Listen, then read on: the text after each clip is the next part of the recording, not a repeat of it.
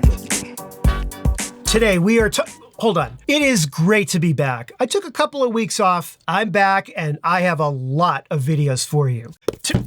Let's talk about I blew the intro.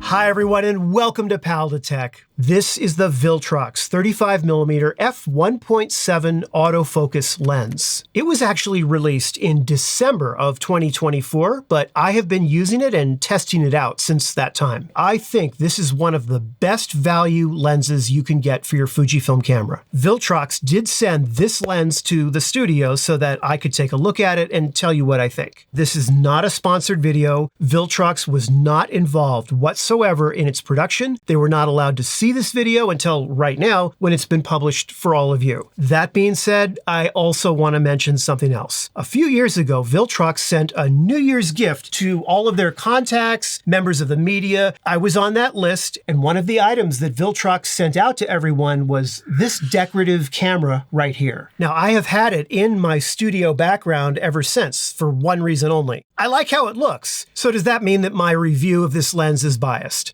Of course it does. Anything anyone ever says is biased in some way. So, having told you that, I will leave you to draw your own conclusions. In the meantime, let's take a look at it. So inside the box, you get this pretty little cloth cover, which is not going to protect the lens at all. Now you do get a lens hood, which is pretty solid actually. My first impression holding the lens was, hey, this thing's kind of light. Look, I mean, compared to the 85mm lens from Viltrox, which weighs about as much as a Winnebago, the 35mm is extremely light. It weighs only 170 grams, and it's 64mm by 56mm. It has a filter size of 52mm, and it's comprised of 11 elements in 9 groups. The full frame equivalent focal length is 52.5mm, meaning that its focal length is pretty close to what the natural human eye field of view is. As with other Viltrox lenses, it has a USB-C port right on the lens itself, so that you can easily update the firmware. Let's get the obvious out of the way right now. There is no aperture ring on this lens. Aperture for the lens is controlled by the command dial on your Fujifilm camera.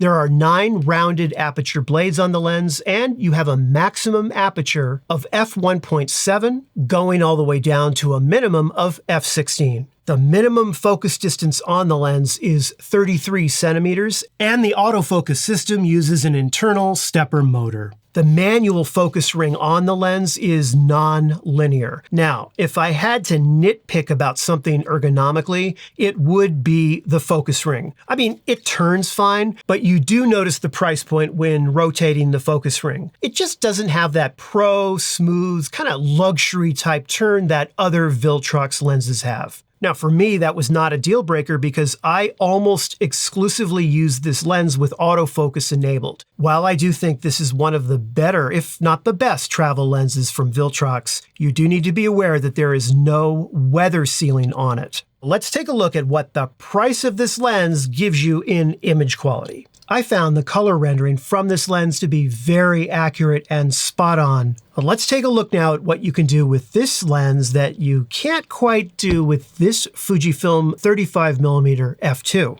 And this is what f1.7 will give you in terms of background. I found it really pleasing. And even stopping down the lens, as I did here to f3.2, I still love the background. Here we are back at f1.7 again. And a quick comparison here of what you'll see between f1.7 and f2. For the price of this lens, I think the background rendering is excellent. Stopping down the lens to f2.2 gives you this. And here's f2.5, f2.8, f3.2, and f3.6. However, f1.7 does come with a compromise. Let's take a look at it. Here we are at f1.7, and you probably see it already, the vignetting on the corners. Keep in mind that you are looking at unprocessed RAW files from a 40 megapixel sensor on the X-T5. Definitely noticeable at f1.7. It starts to disappear dramatically at f2. And at f2.2, it's almost gone. Now let's take a look at an out-of-the-camera JPEG, and you'll see that the X-T5's internal correction when shooting in JPEG definitely reduces that vignetting, both in Capture One, Lightroom, as well as other programs. And most of the time, it's just moving a slider. Have a look at this right here while I do that. And there we go. Problem solved. Once you arrive at f2.8, the vignetting in the RAW file is mostly gone. So returning to f1.7 again, let's look at the center. You definitely see some softness here, but much better than other lenses I've seen in the same price range. Going to f2, it does get noticeably better. And as soon as you hit f3.2, you pretty much have your sharpness locked in all the way across the frame. And I found it consistently stays that way as you stop down the lens. Now, when you finally get to f16, it's a tiny bit soft, but if you compare it to, say, f1.7, it's much better. Here is corner sharpness at f1.7, f2, f2.2, f2.5, and so on as we start stopping down the lens. In terms of sharpness across the entire frame, I think you don't get much better than f5.6. Continuing down, it stays pretty consistent, even all the way down to f13 with corner sharpness. I didn't find distortion to be a huge concern, even at f1.7, especially with lenses in this price range. Now, comparing the background between this lens and the Fujifilm 35mm f.2. Fuji lens on the left, Viltrox on the right. I mean, here I'm zoomed in 200%. And interestingly, the Viltrox actually has the smoother background, I think. Let's talk about autofocus. I rarely stopped down more than f3.2 when I was using the autofocus. I used it with the X-T5 camera on Face Eye Auto Detect autofocus, and I found it worked very well. We're at f2.8 here, and look at this. Look how sharp it is. We're at 100%. Let's zoom into 300. And again, the sharpness you can get from this lens is wonderful.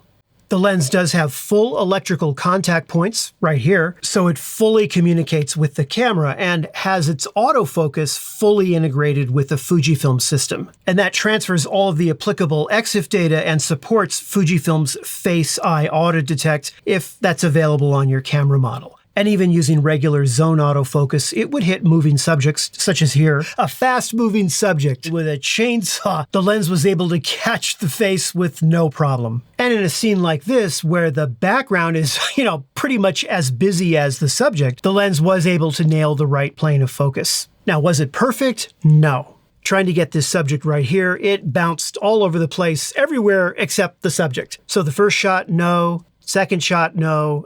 There we go. It finally did acquire it, but in burst mode, it took a couple of out of focus shots to do that. And again, there was a lot happening here and people were moving very quickly, a lot of busy background, and overall, I was impressed. But when you're shooting portraits or subjects that are just not moving around a lot, the autofocus works very well. Let me give you my thoughts on this lens. It works with 40 megapixels very cleanly, and it has a wide open sharpness that's very usable at f1.7. Better, I think, than other fast budget prime lenses. And at 170 grams, it's a dream for travel photographers or street shooters or anyone else that wants to lighten up their lens weight. There are 3 issues I noticed with this lens that I think you should be aware of. First, vignetting at f1.7 is definitely noticeable in the RAW files. In JPEG shooting with the in-camera correction, it's much better. So as I said, if you are shooting RAW, you will absolutely need to apply a correction profile in Lightroom or Capture One if you want to remove the vignetting if shooting at f1.7. And the second thing to be aware of is that, there's no aperture ring. Using a lens like this Viltrox that doesn't have an aperture ring will take a little bit of getting used to. And finally, autofocus. Remember, you are using a stepper motor on the lens. It is not meant for sports action or wildlife action, in my opinion, for autofocus. So here's the big question. Viltrox 35mm f1.7 that is currently selling as of the date of this video for $152 versus the Fujifilm 35mm f2.WR at $449. That's almost a $300 difference between these two lenses. The Fujifilm lens does give you weather sealing, so if you shoot outdoors in rain, snow, dust, and so forth, that can definitely matter. You also get an aperture ring with the Fujifilm, of course. Now with the Viltrox, you do get the f1.7, but you also get what I think to be a lens that is overall, everything considered, all of the apertures, equal to, or perhaps even slightly sharper than, the Fujifilm 35mm. So the bottom line here is that if you're looking for a fast Fujifilm prime lens and your budget is around $150 to $175, this is absolutely the lens that I would recommend. There is nothing else at this price point that I've seen that comes even close for a sharp, compact, fast prime lens that's wonderful for portraits, street photography, travel, and just everyday use. Well, anyhow, thank you so much for watching, and I hope you found the video helpful, or at least entertaining. And if you did, be sure to give it the like and subscribe. Feels great to be back, and I will see you in a new video very soon. Take care.